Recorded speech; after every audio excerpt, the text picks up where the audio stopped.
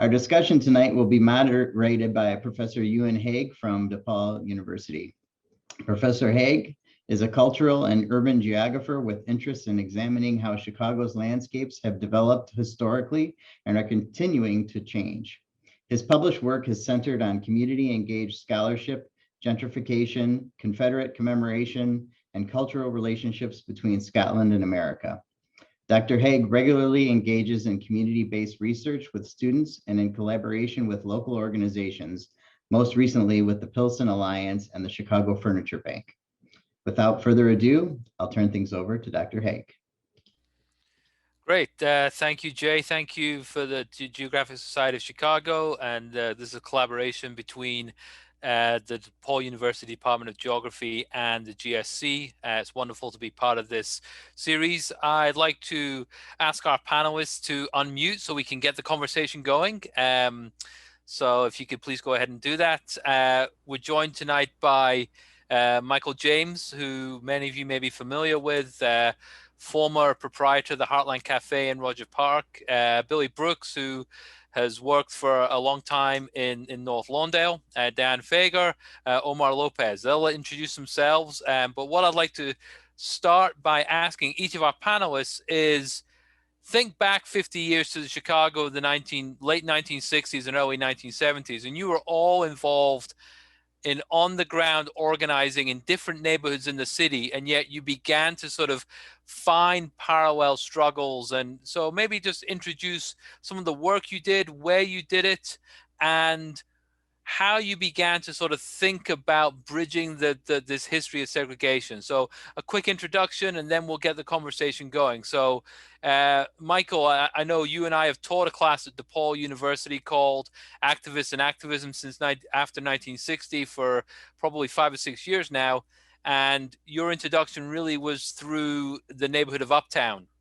So maybe let's start there. Let's go back to 1964, 65, Uptown. What was it like? Why were you there? What were you doing? And then we'll move through each of our panelists after that initial introduction. So Michael, please start us off. I first went to Uptown in 1964 in the summer after I graduated from Lake Forest College to work for some anthropologists. And for me, it was the first time I ever lived in a city, except when I was a little kid in New York, but I don't remember any of that. To me, it was like, it's like I had been to Harlem, and I kind of used to call Uptown Hillbilly Harlem. It was just like filled with Southern white migrants. And my job was to hang out. I learned how to roll cigarettes, to do certain kicks, and to drink Jim Beam out of a little bottle with some old miners under a railroad track. It was a poor neighborhood then. I went off to Berkeley to do graduate work on a fellowship. And while I was there, I found a piece of paper on the ground that said, "Build the interracial movement of the poor." This is something I was interested in. How do you bring people from different races and religions together? And I wrote a letter to the SDS office saying, I'd like to be involved in the building interracial movement of the poor. And they said, well, you have to do it. So we tried to do it in West Oakland, but it was at the rise of Black Power, and Stokely Carmichael of SNCC told me when I asked him, should I work in Newark in a Black community or in Uptown in a poor white community? He said, work with poor whites. We have a lot going on in the Black community. We need more in the poor white neighborhoods and other white neighborhoods. So I ended up in Uptown.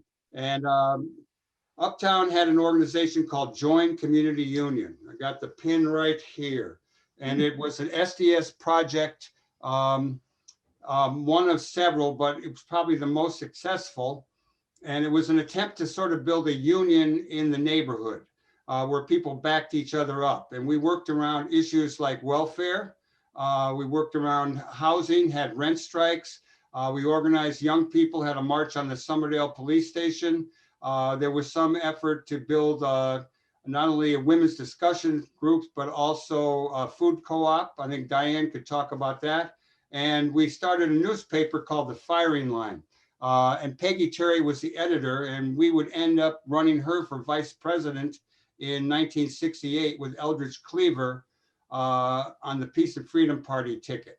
So that's probably Uptown. And Uptown was really poor. A little bit to the west were a little bit better off neighborhoods as you went up toward Clark Street.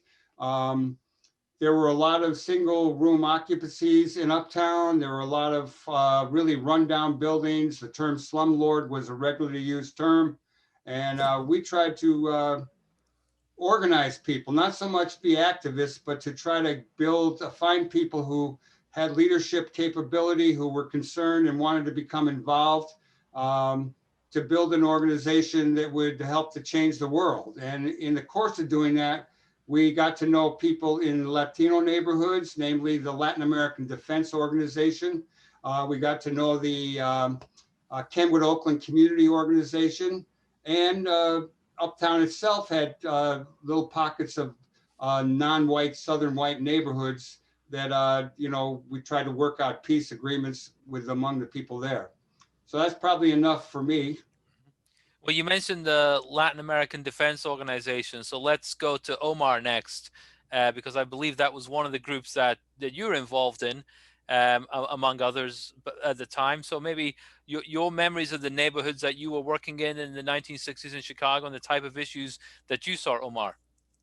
Okay, I'll try to remember. You said 50 years ago. That's you're talking to some old dudes here, but. I grew up in the Humboldt Park community. From 13 years on, today, I still live in Humboldt Park. And I got involved with the Latin American Defense Organization. Was right after the Division Street riots of 1966, in June of 1966. My brother, Obed Lopez, was the one that began the Latin American Defense Organization. And it really started as an organization that began to raise funds to get the youth that had been arrested during the riots, to get them out of jail and then get them into court. So I followed my brother. He's been the lead for me in terms of the political activism. And but I had been active before that, with youth groups, because I used to hang around Division and Maplewood, and Division and Maplewood was like a focus for young people that were just coming into the Division Street area. So I was there, way before the riots. I went to Tully High School, which is right there. Now it's Clemente High School. So that I already had some idea of what was going on in the neighborhood. With Lado, that's where I started to learn a little bit of community organizing with my brother.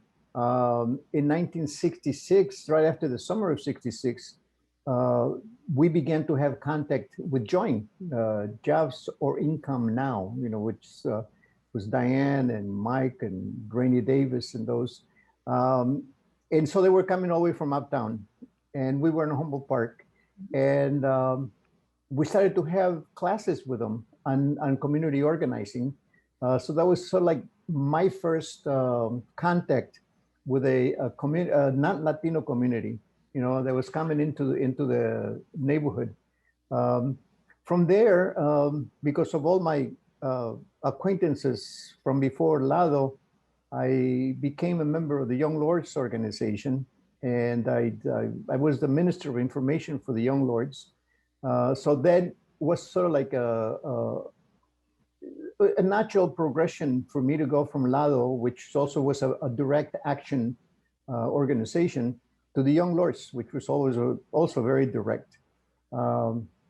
So like in 1968, that's when I began to really be active in the Lincoln Park community, which was going through the gentrification at the time, and the Young Lords was one of the issues, that it began to deal with. And of course, once we started with urban renewal, we began to see other things, health, education. So then, the organization began to deal with all of these issues. Of course, it was considered a very radical organization. In the process, we came in contact with the Black Panther Party of Illinois, and Chacha Jimenez, who was our chairman, developed a very close relationship with Chairman Fred Hampton. So that there was then a lot of talk about coming together, doing things together, supporting each other. And I think that that was sort of like, from my perspective, that was the beginning of what, everybody's talking about the Rainbow Coalition. I think that was the beginning where three communities began to coalesce, Uptown, with the Appalachian whites, the Puerto Rican community, Mexican community, and the African-American community on the West Side. So we began to talk about the common issues, that each community faced. And I think based on that, that's where the Rainbow Coalition began to really take form. That's so that today I'm still active in the community. I'm still so I'm in social services now, with an organization that provides services to people who are HIV positive. Right. So we've a lot of us continue. We choose a path in the '60s that we still continue on it. We're still helping. So that's where I am right now. Great, thanks. I'll jump to the west side and go to Billy Brooks now. Omar's already mentioned the Black Panther Party, Billy, and of course that's an organization that you were involved in as well. So maybe you could tell us a little bit about some of the work that you did at the time and your role, and what things were like in those west side neighborhoods as well at that time. Well, I'll go back to 1962 with the Chicago Metropolitan Housing and Planning Council, which really came into effect because the rampant slum landlords that predominated, North Lawndale at that particular time, which brought Al Raby and Martin Luther King and that whole group together, where their approach to dealing with the slum landlords was code enforcement, and what they call open occupancy, fair housing. And it never worked because it was the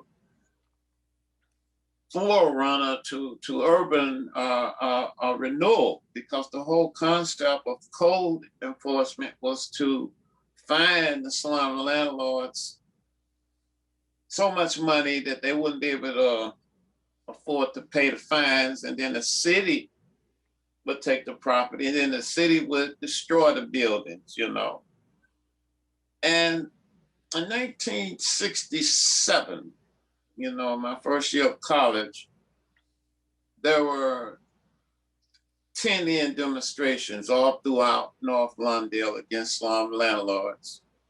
And that's when I really got involved, with the Negro Rifle Association, Doug Andrews, West Side Organization, and looking critically, at the housing, situations. One of the things that the Black Panther Party talked about was that we want decent housing that's fit for the shelter of human beings.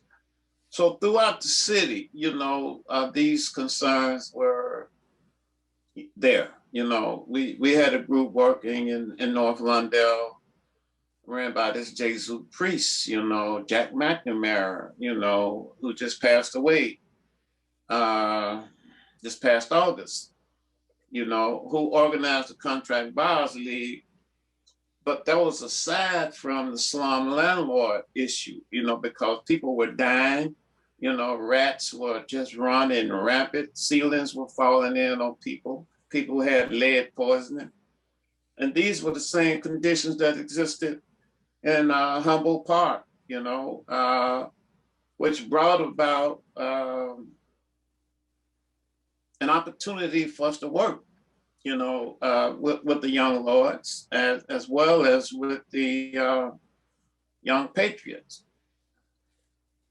So our focal point was survival, decent housing, medical care. And all of these things brought us together citywide, and there were many tenant organizations throughout Chicago at that time. But the focal point was creating proactive, organized networking, sales, which was hooked us up with Mike James and Rising Up Angry in 69, Of course, we worked with, I don't know if it was Rim 1 or Rim 2, but definitely wasn't the damn Weatherman. To bring together programs that provided rudimentary services, to the people. One of the things that a lot of people overlook sometimes when they look at the 10-point platform and program of the Black Panther Party, they don't see it as a survival tool, a survival kit, but that's what it was. Creating programs to ensure that we could survive, pending a transformation, of the society, and impacting economic system, colonialism, capitalism, imperialism, that in fact impacted all of us. I got 5 minutes in my head. I think I made the mark. Thank you. Diane, we'll turn to you now. So Billy mentioned obviously a lot of these programs that were aiming to serve the people, the serve the people programs, health, housing, food, and also mentioned an organization called Rising Up Angry, which existed 1969 to 75 that I know that you and Mike were involved in. So maybe where were you at this time, and how did you get engaged and involved, and what issues were motivating you in this work? Okay. Actually, I was organizing in Detroit at the time, Rising Up Angry, when Michael pulled together Rising Up Angry. But my partner and I were very attracted with the idea of working with Rising Up Angry because we knew a lot of these people can join, in Uptown, and we knew they were effective and could really make an impact. So we moved to Chicago. And one common theme in a lot of what Billy was just talking about is in Rising Up Angry, there were many, many parts, like incredible organizing. And we were really working with what some people would call the people who you would think would vote for Trump. And it's it's amazing when people really understand how their racism is holding them back, and how it's really in their self-interest to get on top of that and do something about it. So anyway, we saw that one of the things that really demonstrated our politics and was a vehicle for people who, like Michael, was an incredible outreach person, and we met people everywhere. And they, after selling the papers, they wanted to get involved in something. So we formed these Serve the People programs that were directly as a result of what we had learned from the Black Panthers and also the Young Lords. And besides, as I said, a place, we had many different programs. One was our health clinic, which was called Fritz Engelstein, in a church right near Diversity, near the L. And in essence, sort of like on the idea of survival or where we're going, our feeling was, you can say that you believe that healthcare is a human right. You can say that socialized medicine is a really great thing. And that's a nice conversation, but it doesn't mean that much. And so by actually having an organization, a free health clinic where people not only were served by some incredible volunteer doctors and nurses, but lots and lots of people from the community and some of the people that Michael had met through outreach so that they could progress as organizers. I think in the old days we called them cadre, but they were organizers. Anyway, so they could see what it meant to have access, full access to free healthcare, And everybody who went in there was assigned a, what we called a patient advocate, which is sort of on the barefoot model that came out of China and Vietnam. And it was an amazing model. So it spoke to the politics. It was also the way that people from the community and the people working in there, especially people from the community, it was very racially mixed. So in every way, whether it was our education or who was involved or us explaining, we're doing this just like the Panthers and the Young Lords, it was all about building interracial coalitions. We also had a legal clinic because in where we worked, the problems with the police were very similar to both with the Young Lords and the Panthers, probably a little less severe, but pretty serious.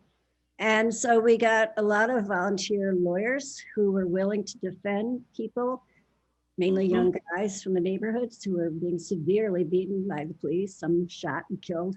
And that was really also quite amazing. And they were of tremendous help too with another of our, what I'll call Serve the People programs, which was in the Great Lakes Naval Base, which is the second largest naval base in the United States. It's up in Waukegan, which is about 1.5 hours north of Chicago. And what we did up there, we were working, and some of the main organizers were former sailors themselves. This is the height of the anti-Vietnam War demonstrations, et cetera. We were working with the actually, to be honest, active duty sailors, which was sort of a dangerous thing to do. But many of them really, by then, were beginning to figure out they were just cannon fodder to an imperialist. I mean, they would use different words, but they got it. And so the lawyers also helped them because some of them resisted. And needless to say, that doesn't go so well when you're active duty. We also organized, I don't know if you remember this, Michael, a very large demonstration, anti-war demonstration up in Waukegan, and many of the people marching were sailors. So, again, the concept on all of these was really not just to get people involved, but also to demonstrate your politics. And I'll just give one quick example of being a woman that, those were the beginning of that level of the women's movement. And, we had a women's group, and I think, a lot of us, it wasn't always easy, but we were respected and in the leadership. But also, one of the things the women's group did is that we used to have these wonderful people's dances, because one of the guys in Rising Up Angry had an incredible band, and all these people would come, and these young people, and some were in gangs, although it wasn't quite as serious as what gangs are now. And it was multiracial, tensions would be created, and it was the women who did the security, which actually tells you a lot of things. One, don't make assumptions about what women can do. And two, when we broke up fights, and I know about this because I was one of the people, again, we would bring in like, why are you guys fighting? What the hell are you getting out of this? You're just fighting each other, wasting time, gonna go to jail over nothing. Right. And we raise issues of who really they should be fighting with. So again, it was not just that the women did it, but it's like, what did that stand for in terms of women's liberation and the role women can often play in terms of being peacemakers? Like more of them should be in the police department, de-escalating. Anyway, so I'm probably through my 5 minutes, but we did that until 1975. And then like everybody, I would say, Michael, correct me, but most everybody in Rising Up Angry, which was really a lot of people, have remained lifelong activists. Yeah, in different formats. But so here we are, Ms. Winters. I think Mike Dan points to there's an interesting transition here between working in the neighborhood and trying to work citywide. And I know, Michael, could you want to talk about these different scales, what we call in geography, different scales, very local neighborhood scale or versus a citywide scale? How did people begin to think about going outside their neighborhoods and making citywide efforts and citywide connections? Well, Join really came out of an attempt to organize in both the Black and in white communities around unemployment.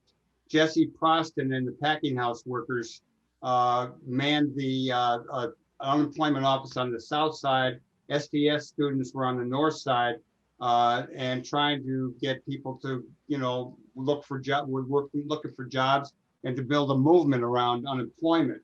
It wasn't as much action on the white part of town. And that's when the community union notion happened. And we were pretty local, but in the course of doing our work, and Diane didn't talk about it, but Diane was a real major part of Join.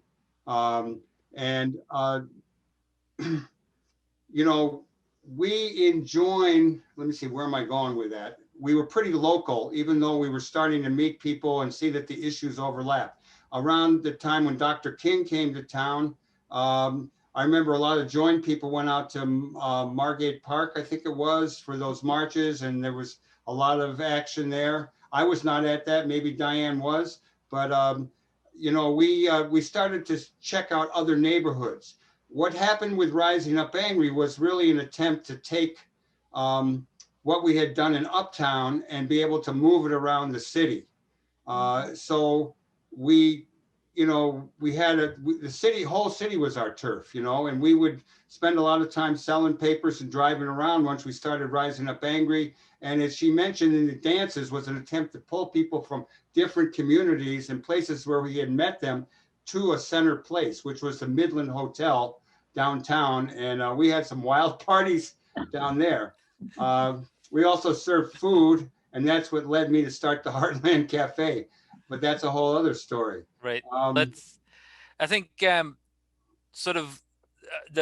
obviously Billy, the Panthers were a nationwide model that you interpreted locally, and that's kind of so how did you sort of move from these other organizations you were working with to something like the Panthers, and then begin to see that model again spread out across the city? Well, basically, the Black Panther Party had a platform and a program, and there were 10 points within that platform and program. It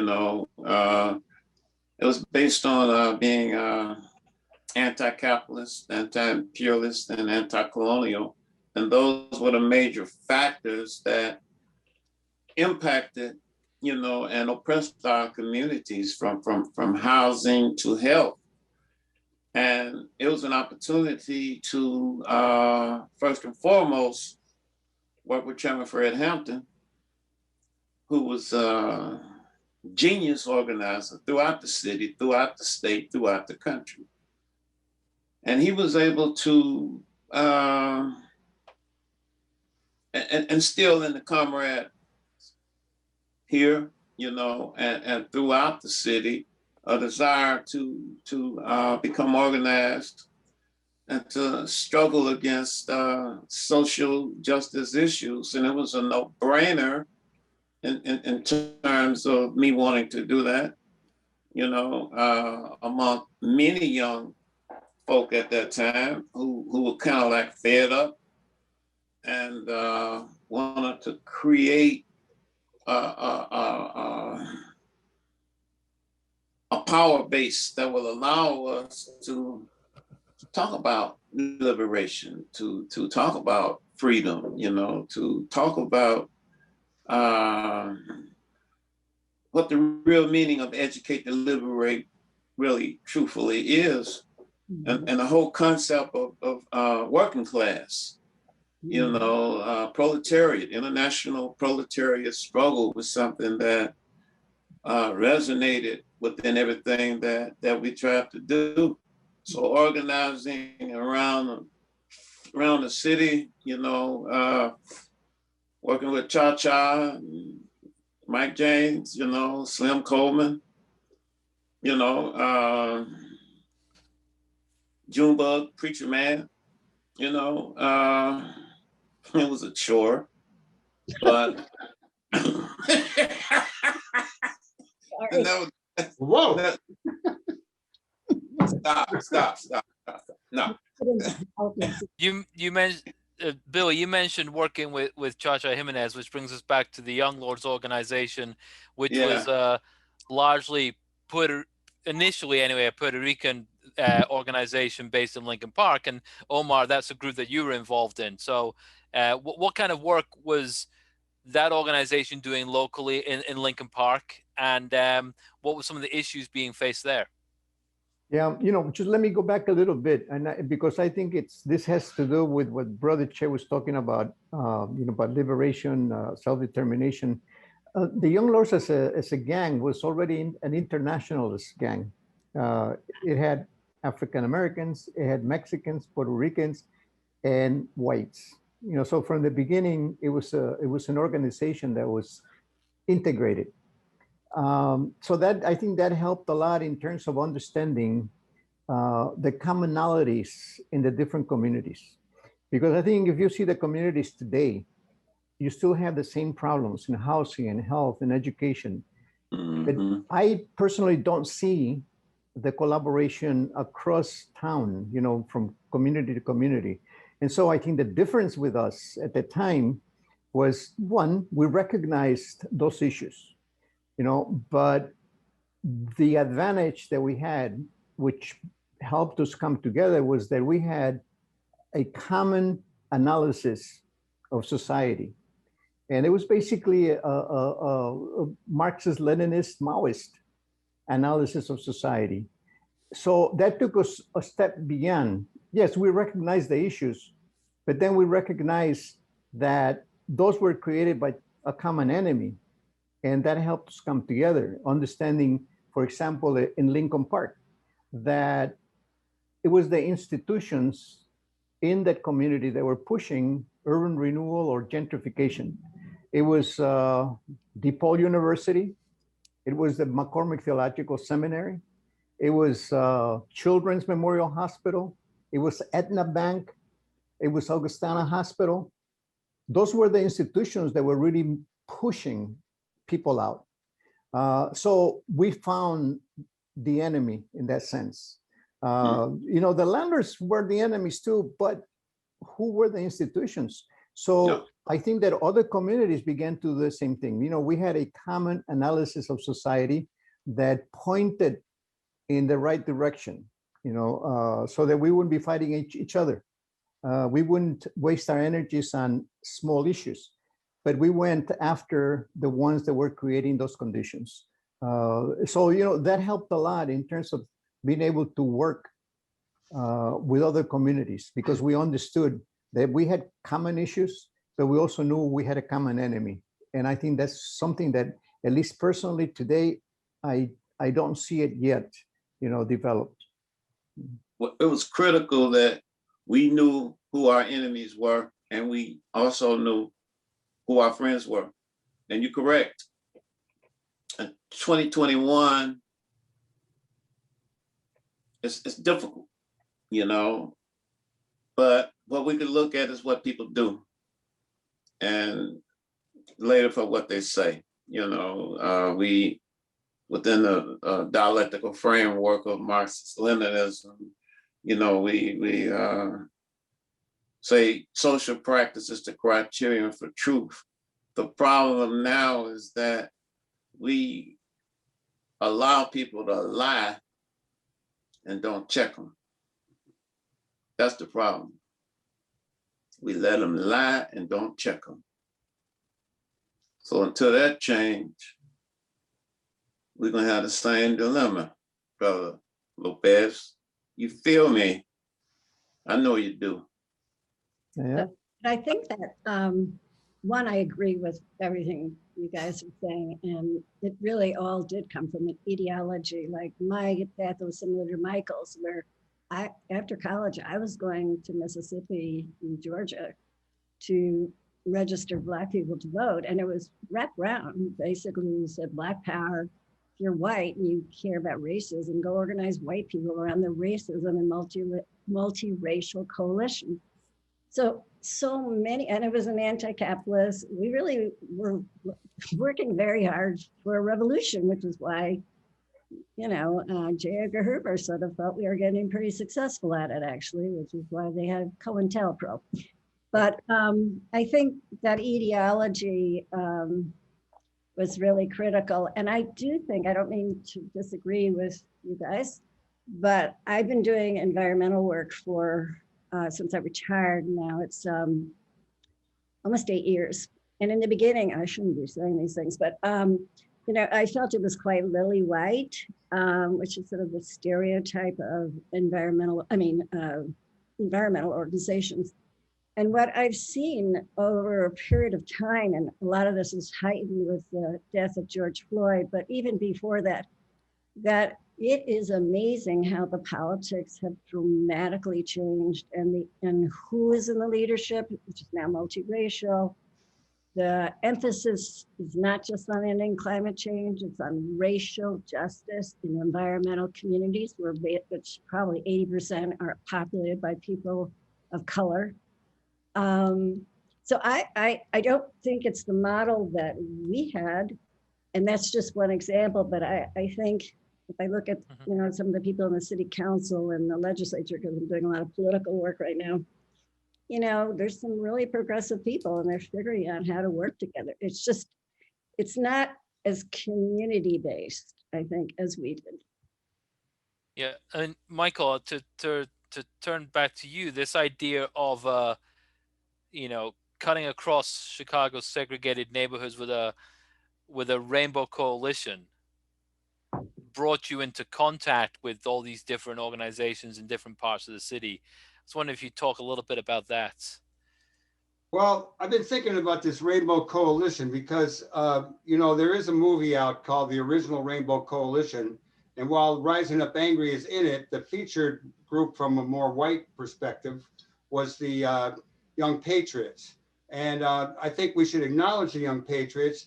They basically were formed out of the Goodfellows, which was a youth group that came out of Join.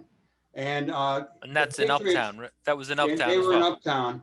And they had, you know, once that, you know, there's a movie, The Murder of Fred Hampton and American Revolution 2. And there are some meetings in there where you see these kids in Uptown with Bobby Lee from the Panthers. A lot of those people in that group were also people who became part of Rising Up Angry. The Patriots were very short-lived. They did come back years later with Hy Thurman, and they're doing good work to my understanding. But back then, it was really what was going on in town was, I don't think as much talking to each other.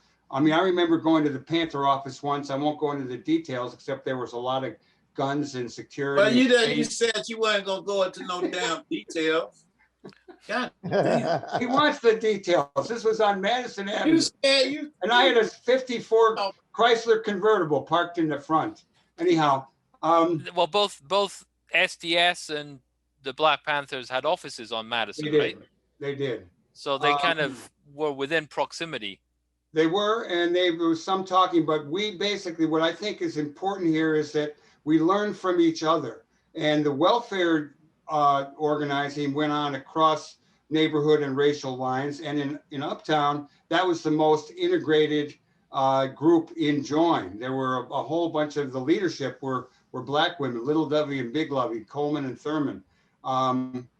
But we basically learned from the Panthers and from the Young Lords. Educate to Liberate was the reason we started the newspaper Rising Up Angry, so that we could reach more people and build an organization. We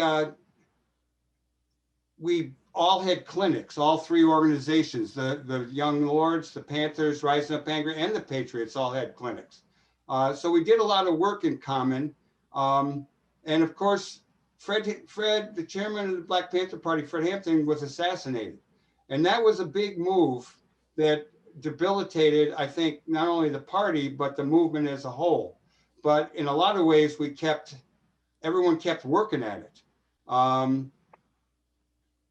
We spent a lot of time, first off, working with young, mainly male, but then there were the girlfriends, and there was all the women in Angry, and the women's issue became a big thing.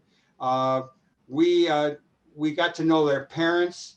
Early on, we were pretty militant, like the Panthers. We had a gun on the masthead of the paper. I remember going to Ma Bell's gun shop in the shooting range out on Mannheim Road, and there'd be Panthers, young lords, cops rising up angry, everybody be practicing. And There was no real that changed when the Panthers moved to serve the people and started the serve the people programs.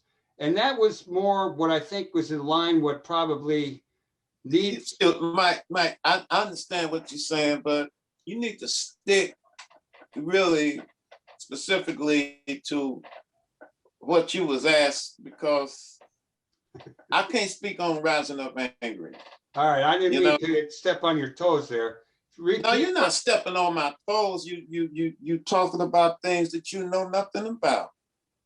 Oh, I'm not sure which parts you mean. I thought that some of it was. Most Mike, you know how we do. Stop playing. This is how Billy and I end up talking after a while. Then we hug each other. So let's go to Diane wants to jump in here. I want to add to what Michael's saying. And this is what I felt for a long time, is I don't think the Rainbow Coalition was a meeting of the Young Lords, the Patriots, and the Panthers, which is what every picture is. It's sexy.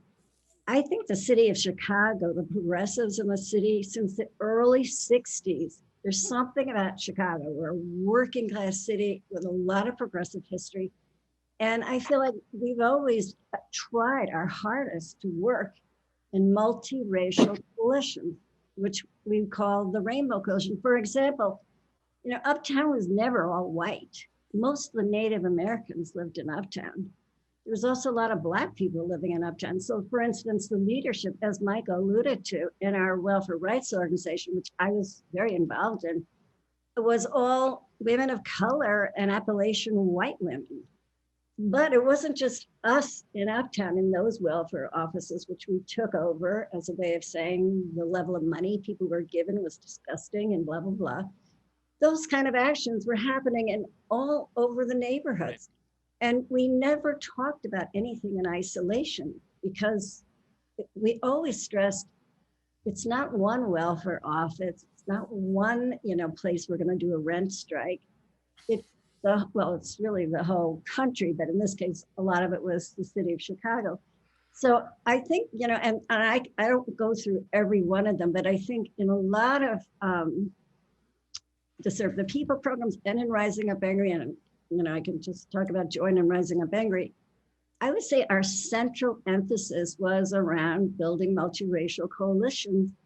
And whether it was directly at going to a meeting at the Young Lords or meeting with, people from the Panthers, or just as Omar said, coming from the same ideology, building the same kind of programs and constantly referring to each other because we had the same self-interest. We're trying to build class unity. So it was important. I mean, one reason they went after Fritz so bad was he was talking about bringing whites, Latins, and Blacks together. And that's a very anti-capitalist thing to do. And so I think, I just think there's something about Chicago that, as we're always named the racist city, the most racist, and it's true, but it's also not true. It's also the most crossover. Yeah. I think we remind our audience, please put some questions in the Q&A. That would be great if you have questions. You mentioned there was a lot of Native Americans in Uptown. I know Native Americans were involved in occupying. Is it Belmont? It was either Belmont or Montrose Belmont Harbor. The Nike was the old Nike site. Yeah, the old Nike missile site. So there was this, and you mentioned occupying the welfare offices as well. And I know, Omar, you were involved in occupation of the McCormick Theological Seminary as part of the Young Lords organization. I was wondering if you tell why was it important to occupy buildings and occupy locations to sort of lay a claim to those places and highlight neighborhood issues? In relationship to the McCormick Theological Seminary, I mentioned before that they were one of the institutions that were really pushing for urban renewal. and so, we felt that, again, that was one of the institutions that was one of our enemies. So that we felt that by occupying, in this case, one of their buildings, we were really it was about showing the community, about educating the community as to who the enemy was.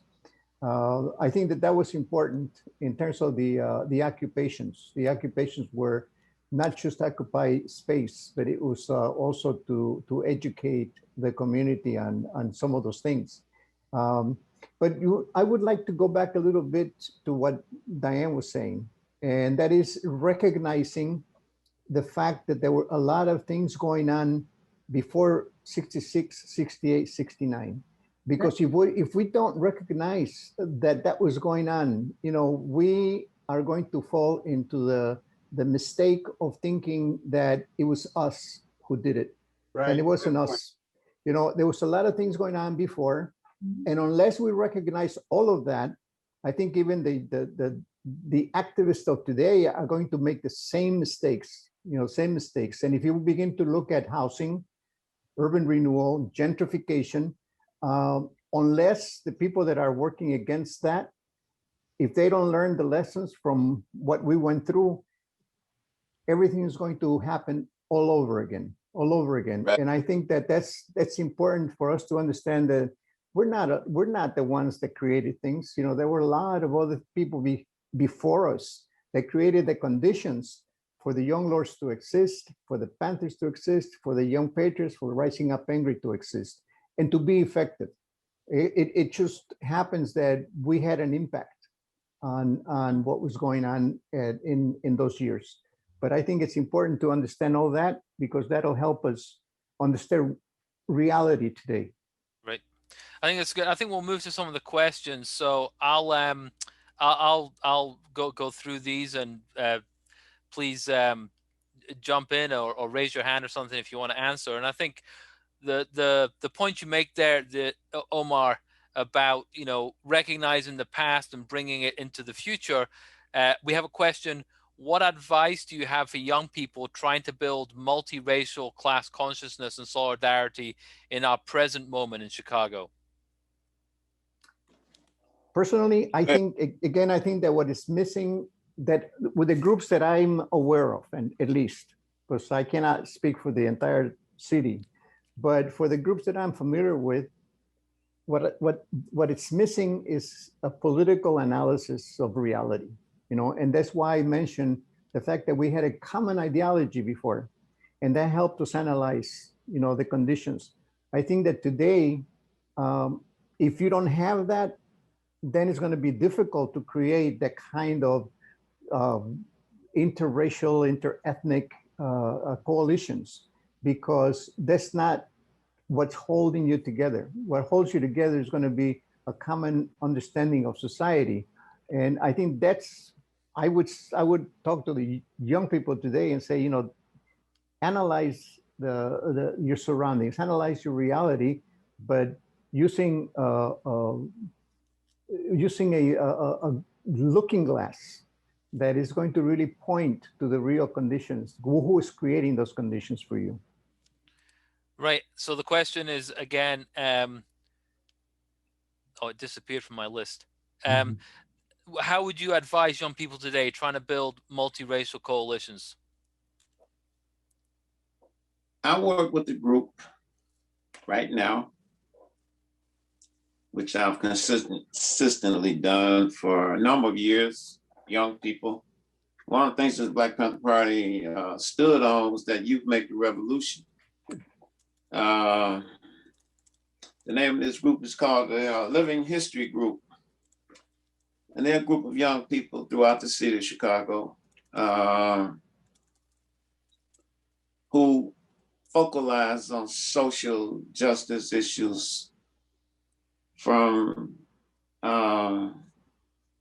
global warming to police brutality. It's an intergenerational group. It's a group that works hard to understand the struggle that some of us participated in back in the day, and the things that they can learn from the mistakes that we made in order for them to be effective and understand the difference between being an activist and an organizer, and the ability to develop critical thinking skills so you can make decisions. You know, Diane asked me a question before we started this about this movie. Yeah. You know, and one of the things about that movie is that The Hampton it's movie. just, it's, well, if we wasn't on this Zoom, oh, Go ahead. it's, I just have to give my, you know, that's my guy. He inspired me. You know, goes against everything. That movie goes against everything that I just said, you know, because it wasn't really a revolutionary movie. It was devoid of an ideological, philosophical, political understanding. You know, it did not deal with oppression in a manner that we understand oppression to be. You know, so the job of young people is to work amongst themselves as we did when we were young, not too many years ago for me. I don't know about Mike, but it's critical, you know, that you know, we develop transactional processes with them, whereas they can learn from us and we can learn from them, you know, more in line with Paulo Freire's pedagogy of the oppressed, which I find to be very effective in processing that. That's what I think, Euan. Let's, yeah, Dan. Yeah. I think I mentioned that I do a lot of work in the Illinois Clean Jobs Coalition.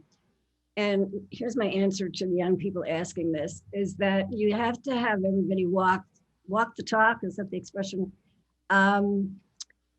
Our attempt to really have a democratic organization with a multiracial perspective and set of priorities and leadership doesn't come accidentally. Literally, we use the Jimenez principles, which I don't have time to go into now, but we start even meetings, and these are like statewide, every kind of meeting, and say, are we just talking about BIPOC leadership? Or really, how many Blacks or Latino are really in the substantive leadership positions? Are we really talking about this, or what have we done around supporting General Iron? And so it's a very conscious, not easy at all process. And I think it speaks to what we were saying before. It comes from an ideology, and this is around, you know, multiracial and mixed gender, because it's not that much better for women, to be honest, to try and address that. And it's not easy, but you can do it. Right. Yeah, we have a number. I'm going to merge a couple of questions and go to you, Mike, first on this one. We have a question: how did white organizers in Uptown and elsewhere hold other whites accountable if they saw racism? And how did the Rainbow Coalition work practically across racial lines? Well, the way I think we worked across racial lines was addressing similar issues in neighborhoods and supporting each other at various times. I mean, one of the things that we did with the young, mainly white kids that we were meeting in neighborhoods and schools was to bring them events that were put on by the Black Panther Party. We would take them to when there were rallies to free Fred, we'd go to that. When there were rallies to free Bobby Seale, we would go to that. We certainly went over to McCormick Theological Seminary to check out what was happening, you know, and basically watch what's going on. But we also, one of the things about being an organizer is that you kind of have to really spend time with people, and you have to kind of go through changes with them, and not attack people so much as, I mean, I think you can call people out more now, but it was also, you know, we were not very inhibited. We would speak up and we would say, you know, that's wrong, and what you said was wrong. And it came down a lot around the women's issue. You know, I think the people who came to Rising Up Angry, the young kids, were more open to Black kids. They wore the same clothes, they listened to the same music, you know, and in some places they got along, but we had more struggle, certainly internally, around women's rights and liberation questions. I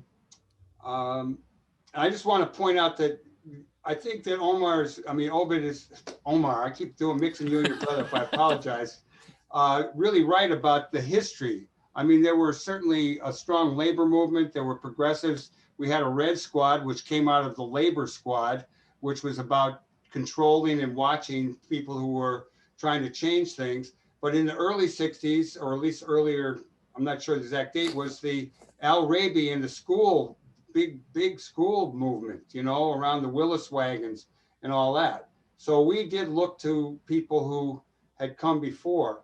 And to the question, the best I can remember is trying to go through changes with people. I used to say that people would get one issue, say it was police brutality. That was like getting hit on the shoulder. And we then worked with them so that they got hit on the other shoulder, kind of got spun around and saw how welfare, housing, police brutality, all these issues were connected, you know, to build the links between what was going on. So if you had a gripe about your housing issue, you also had sympathy for people who were facing other issues. Right, right. Again, the question is, how was it practical? What was the practical steps for working across these racial lines and across these segregated communities? Omar or Billy, you want to take a shot at that? I'll let Omar go. He's much more astute with his words than I am at this point. Well, I think I would go with what Michael is saying. I mean, that it's through actions that you can develop relationships. You cannot just say, hey, whites and blacks and Latinos have the same problems and talk about it all day. You have to be involved in actions, because actions are the ones that give you results. So the things that Michael mentioned was that, and we always appreciated the support that we got from the Black Panthers, from the Young Patriots, from Rising Up Angry, when we had demonstrations. They were present. And that sort of like tightened the relationships that we have and the understandings that we had. We began to see that, yes, we're brothers, we're sisters. So that the actions, being involved in actions with other groups, I think it's key in something like this that will help you understand that we have common issues. It's good there's a number of students on the call, which is great. And a question is, how did you have success? How did you deal with situations where friends and family and loved ones didn't understand what you were doing, or denied the issues of inequality? How did you handle those kind of situations where you're obviously very much engaged, but maybe your family does not understand what you're doing or why, or doesn't see the world in the way that you've come to see it? It wasn't easy, and I don't think there's really an answer to something like that. I mean, I can tell you that my mother, for example, that her mantra was, get out of what you're doing, because she was the target also, because when my brother Obed would leave the apartment, immediately afterwards, 2 FBI agents would be knocking on her door and asking for my brother. They knew that he wasn't there anymore. But they carried out this psychological war against families. So that made it a lot difficult, for my mother to understand what my brother Obed and I were involved in, because she was seeing choose the other part where the FBI was really pushing and terrorizing, terrorizing her. So, I don't think that there is a real answer for something from my perspective. I think that you can try, but I think it has to do with, again, your understanding of the society that you live in that will help you come around. But if it hits you very personally, like it would hit my mother, she never changed. She thought we were doing the wrong thing, but she supported us though, but she didn't like us to do that. So I don't think there's an answer. Diane? I know with my parents, they were just horrified because, when I moved to Chicago, all I had a little Volkswagen and some clothes. And they were like, well, where are you going? Where are you going to stay? Are you going to get a job? And what is this with anti-imperial?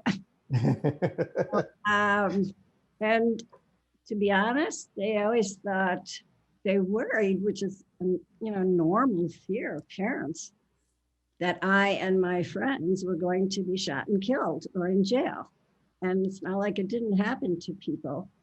So, but eventually my parents grew to, it took a long time. And I, like Omar, I went as part of an anti-war delegation to Cuba to meet with the Vietnamese. And while I was gone, the FBI did such a number on my parents, and they didn't even know I went because I knew they'd have a heart attack. And I didn't know that was going on. And, when you get back, you're repressed by every FBI, CIA, Red Squad. And then you hear from your parents who are like, what is wrong with you? Why don't you just get a life, But I think, to Omar's point and everybody's point, at some point, you have to try and have your parents understand, but you just also have to do what you think is right. And I just didn't care about a lot of materialistic things, maybe as much as they did. And that's what they were so fearful about. I think so. I'm mindful of the time. It's just after 8 o'clock, and I think we're going through about 8:15, and we have a lot of questions in the chat. So I'm just going to go through a couple more, and then we'll ask you for some final comments. So I appreciate everybody putting questions in the chat, and I'm sorry we won't get to all of them, but here's one. What are some groups or organizations you'd recommend that someone could work with to help bring communities together? Does anybody working with any organizations, or how can we try to stitch the segregated communities together again in the city? Is anybody? I'm not sure how to answer that, except that I think there's a lot of activism now. There are a lot of people who are really open to the issues, who are learning. It's a different time. And I think that, where am I going with that? I don't know. Yeah, I think I lost it. It's the old age in me. But I think that we have to support other organizations. I think that I'm not sure what exists out there in terms of other organizations. There's environmental groups. There's a lot of groups out there, and everyone's sort of working for stuff. But I don't have the sense of it being like it was for us. I did want to say that on the age thing, you had a lot of, you had some young people who got along really well with their parents, and some of them who did not get along with their parents. And that makes a difference. And for those who don't get along with their parents, I've always tried to tell them, well, look, you want to get to know your parents. You want to have good relations with them. But, as Diane said, maybe it works and maybe it doesn't. And there were definitely parents in the community of young working class kids that we met who were real supportive, and their houses were kind of hangouts for young people. Don't let Mike ask no more questions.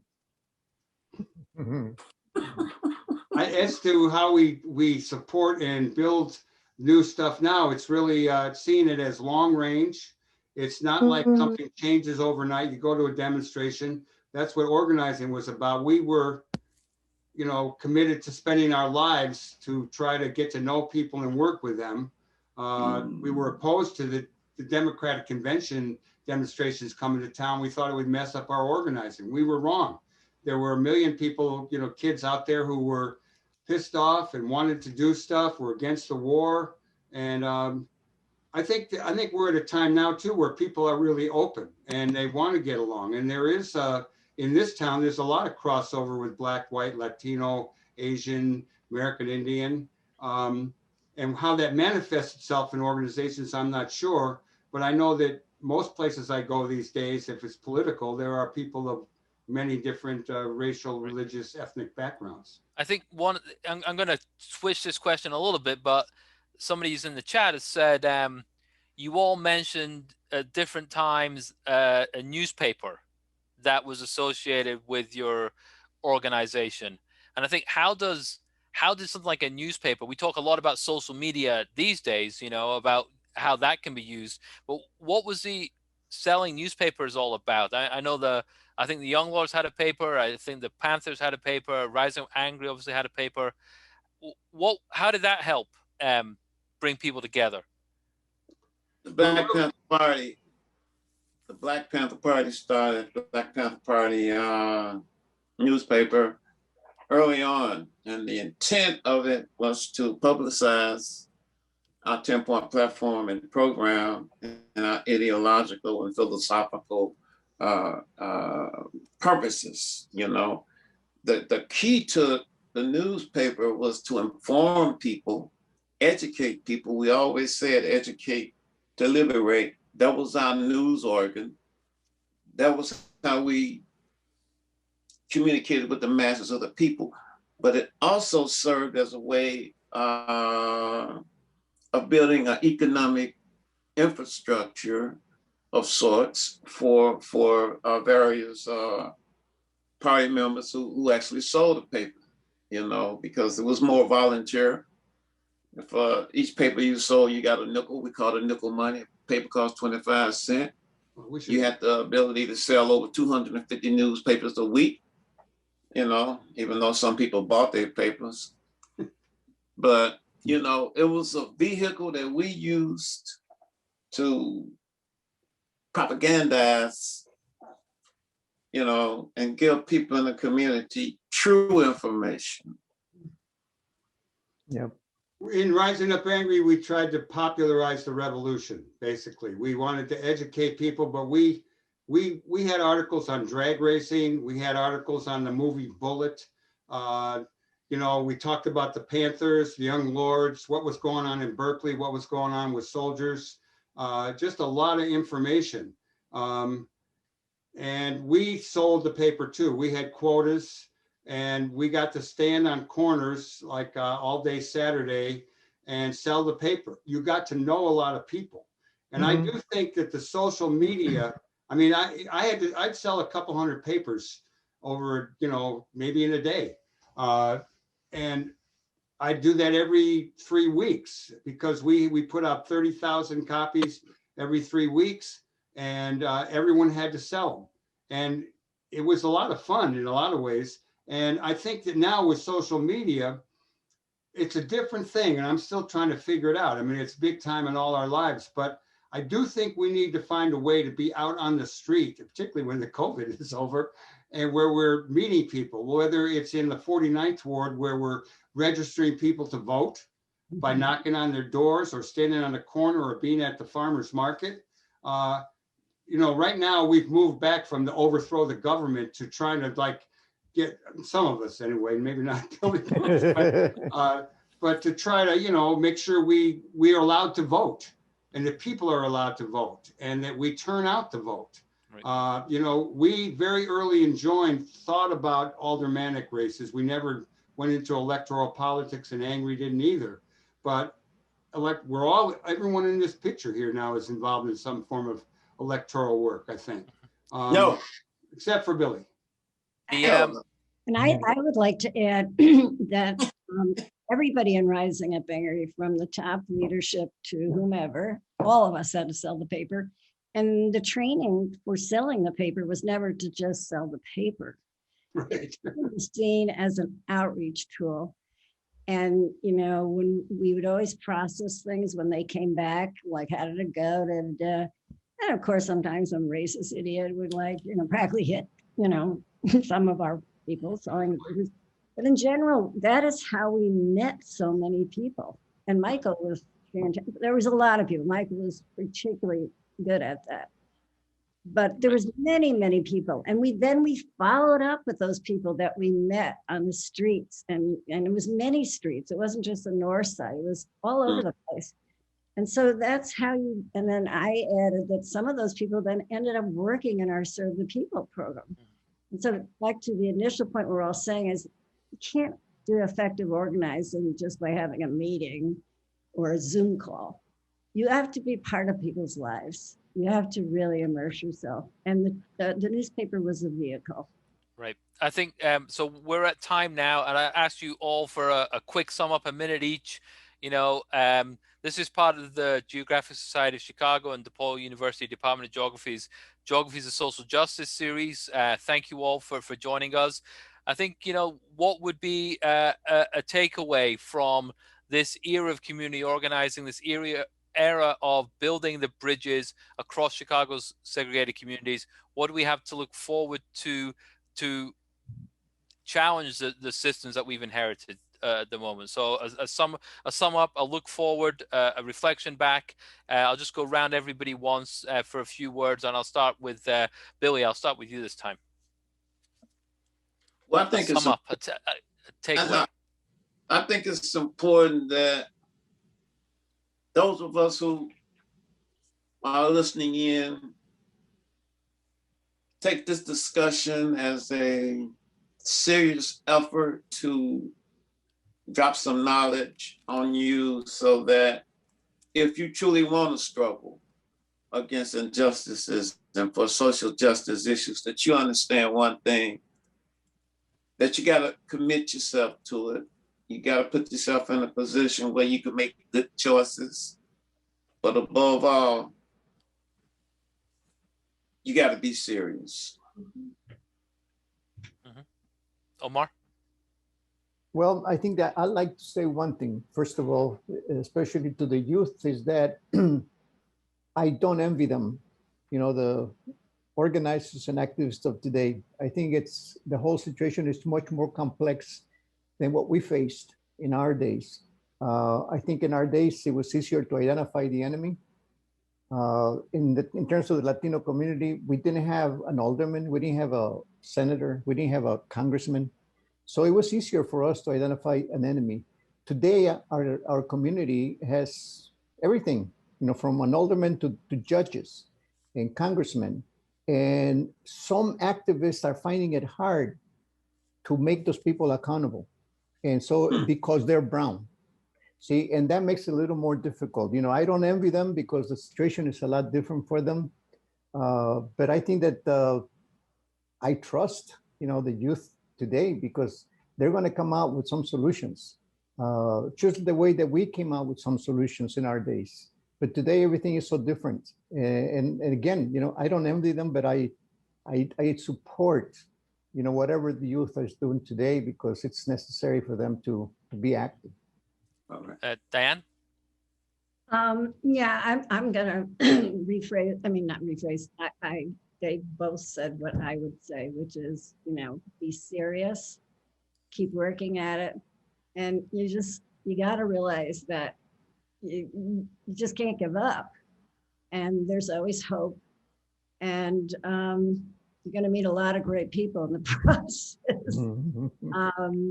But I was actually serious about this thing, where to me, I work on climate change, because the crisis we're in depresses me beyond words. What gives me hope is that I work on it all the time. And, you know, with these amazing people who just keep doing it, and we all keep growing together.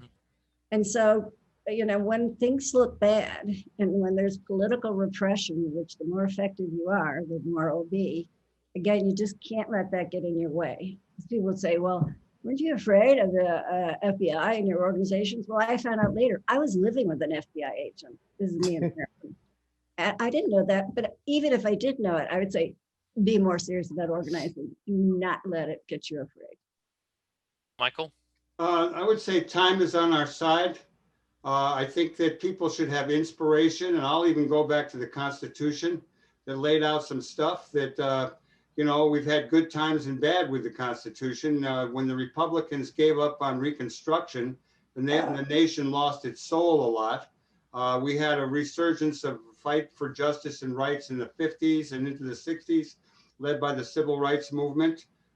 We've had a bit of a step backwards as well as some step forwards. I think people need to have a view of where we're going, know where we're coming from, and also know where we're at right now.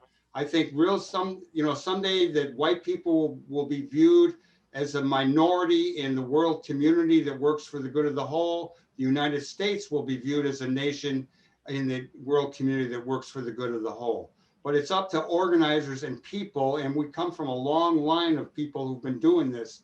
Whether you go back, I don't know how far, Jesus, you know, throwing moneylenders out of the temple, whatever it is, all the way on up. It's time for us to seize the moment, as they say, seize the time, and do what we can. I mean, I'm older than all you guys, but I got to hope a few more years that I can be out there and do some stuff, and I'm counting on the young people. Okay, well, with that, I'd like to thank Michael James, Diane Fager, Omar Lopez, and Billy Brooks, and thank you all for joining us. I'm going to turn it over to Jay Lyon, the director of the Chicago Geographic Society, for a final word. Thanks, Euan. That concludes tonight's program. I want to thank Dr. Hague for doing a great job moderating. Special thank you to all of our panelists. It was a terrific discussion. I think a lot of people, I know I got a lot out of it, and I'm sure a lot of other people did too.